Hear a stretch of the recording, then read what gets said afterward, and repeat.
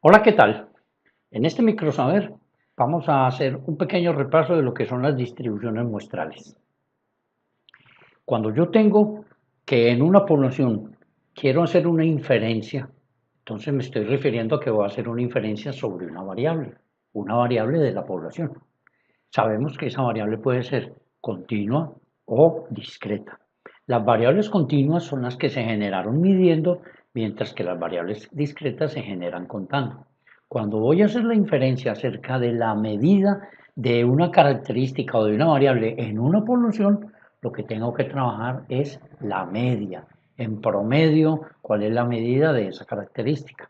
En cambio, si estoy contando una característica en una población, entonces, que es una variable discreta, ya lo que voy a averiguar es la porción o la proporción de la población que cumple con esa característica.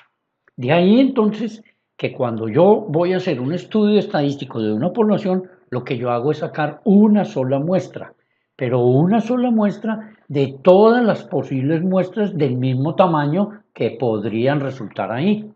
Si la característica que yo voy a estudiar en la población es una variable continua, entonces en esa muestra lo que me interesará hallar es la media de esa variable. Pero si lo que voy a estudiar es una característica que se asocie con una variable discreta, entonces lo que tengo que hacer en la muestra que yo seleccione es mirar la proporción de elementos que poseen la característica.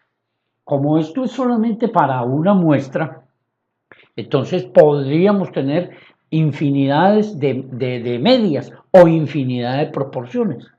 Ahí surge entonces la necesidad de conocer la distribución de muestreo de la media y la distribución de muestreo de la porción o de la proporción.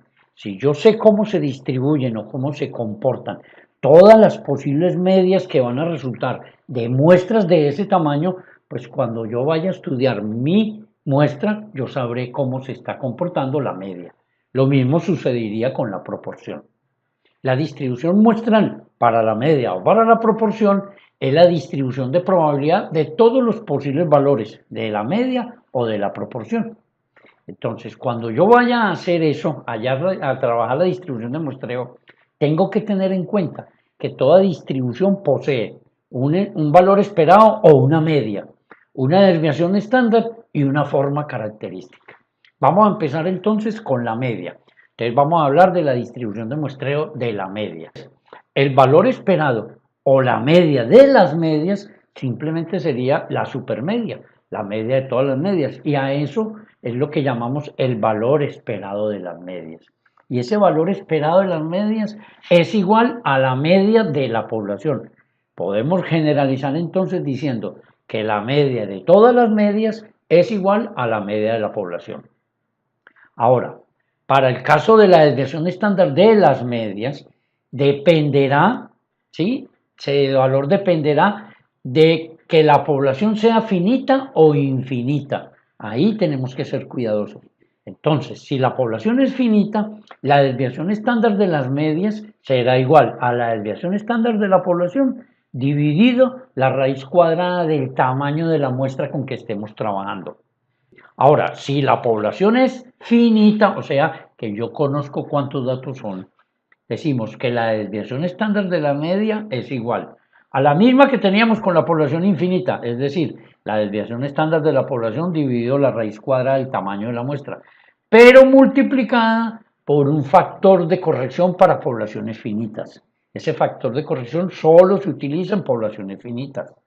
Si yo voy a hallar la distribución de muestreo para la proporción, entonces el valor esperado o la media de la proporción será la misma media, la misma porción de la población, o sea, pi.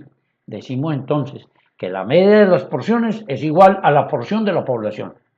Para la desviación estándar de la población, de la porción, su valor depende de que la población sea finita o infinita, lo mismo que decíamos con la media. Entonces, si la población es infinita, la desviación estándar de la población será igual a la raíz cuadrada de pi por 1 menos pi sobre n. Eso no tenemos que demostrarlo, lo vamos a asumir tal como es. Ahora, si la población es infinita, entonces la desviación típica de la porción será la misma que tengo aquí para poblaciones infinitas, pero multiplicada por el factor de corrección. Ese factor de corrección para poblaciones finitas, ya todos saben que eso es igual a la raíz cuadrada del tamaño de la población menos el tamaño de la muestra dividido por el tamaño de la población menos 1. Y esto se va a aplicar siempre que el tamaño de la muestra sea más del 5% del tamaño de la población. Es decir, si n sobre n mayúscula es mayor o igual a 0,05. Hemos visto hasta ahora el valor esperado y la desviación estándar para la media y para la porción. Para hallar la forma de la distribución en la media, tenemos dos características que tenemos que mirar. Uno, si la población tiene distribución normal, la población donde voy a sacar las muestras tiene distribución normal, ahí se maneja una condición. Y la otra es si la población de donde yo saque las muestras no tiene distribución normal.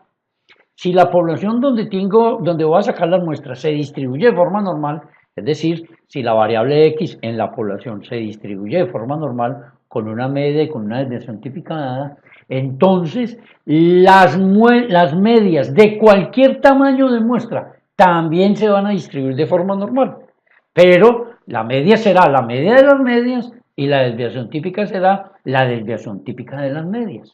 Nosotros sabemos que la media de las medias es la media de la población y que la desviación típica de las medias es igual a la desviación típica de la población sobre la raíz cuadrada del tamaño de la muestra multiplicado por el factor de corrección si se necesita. Si la población no tiene distribución normal, lo que tenemos que hacer es tomar muestras de más de 30 observaciones, de 30 o más observaciones, que las denominamos como muestras grandes. Si la muestra es grande, entonces la media de esas muestras se distribuirá de forma normal con media de medias y desviación típica de medias. Esto lo podemos asegurar a través del teorema del límite central, que nos dice que entre más grande sea el tamaño de la muestra, más se parece a una distribución normal la distribución de esas medias. Ahora, si el tamaño de la muestra es menor que 30, no podemos decir nada respecto a la distribución de la media. Tendríamos que quedarnos quietos si hay muestras de tamaño menores a 30. Sin embargo, existe la posibilidad de que nosotros supongamos que la población inicial se distribuye de forma normal. Entonces, si la población inicial se distribuye de forma normal, estaría igual que en el caso A. Y allí podría decir que las medias se distribuyen de forma normal con media de medias y desviación típica de medias. No importa que el tamaño de la muestra sea menor que 30. Esto con respecto a la media. Ahora, con respecto a la forma de la distribución de la proporción, tenemos lo siguiente. La proporción se distribuye de forma binomial. Entonces, lo que yo tengo que hacer es ajustar la distribución binomial a una normal. Y eso solo es posible si n por pi y n por 1 menos pi son mayores que 5 de forma simultánea.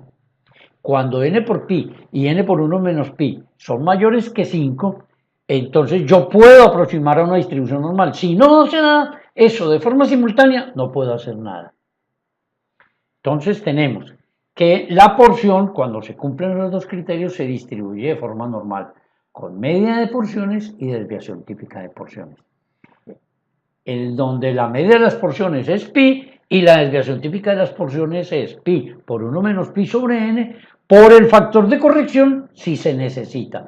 Ya eso lo tenemos que determinar de acuerdo a si la población es finita o infinita. Con esto ya tenemos la forma de la distribución muestral, tanto para la media como para la porción. Entonces, en general, para hacer cálculos de probabilidad con cualquier distribución muestral, se usa la distribución normal. Es por eso que lo primero que tengo que hacer es probar si la distribución muestral de las medias o la distribución muestral de la porción se asume o se pueden asociar a la distribución normal. Si no, no puedo hacer ningún cálculo. Creo que con esto queda un resumen de lo que son las distribuciones muestrales de forma muy sencilla.